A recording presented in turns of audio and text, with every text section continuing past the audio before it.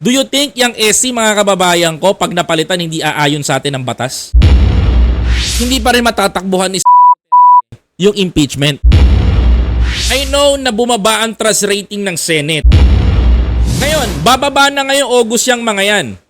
Mga kapatid, bago sila bumaba ngayong August at palitan ng mga bagong ombudsman, bagong mga Supreme Court judge, mga mga justice, mga kababayan ko, panibagong muka. Ngayon, hindi magawa ng SC na burahin. Ito yung pinakamalaking mistake nila eh.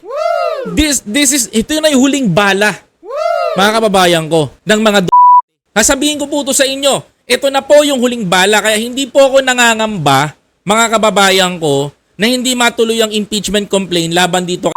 Ito na yung huling bala nila.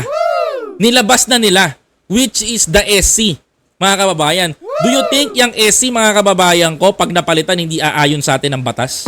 Mga kababayan ko, ha?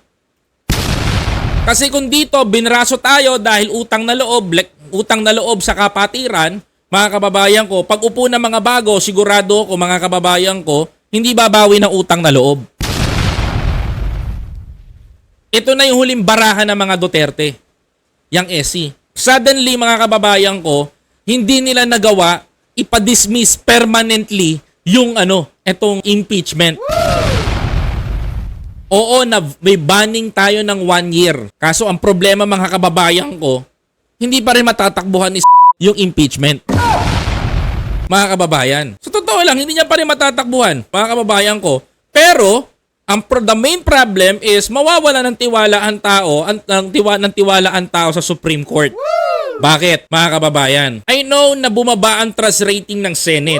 Maybe next survey, bababa rin ang trust rating nito sa mga taga-SC. Mga kababayan, reason kung bakit. Lantaran ng pagiging Taliban ng pamilya Duterte. Even the Vice President. Mas malala diba? Even the Vice President, kumulimbat ng 612.5 million pesos. Maliit pa yan. Mga kababayan ko, maliit pa yan na confidential fund. Hindi pa nga yan malaking confidential fund eh. Ako nga, may kilala nga akong mayor eh. Billion ng confidential fund. Pero ito, Vice President, tapos Secretary of Education, nagkaroon ng 612.5 million pesos na confidential fund. Pananagutin natin. Malaki na po yan, maliit po yan, pero malaking pagkakasala yan.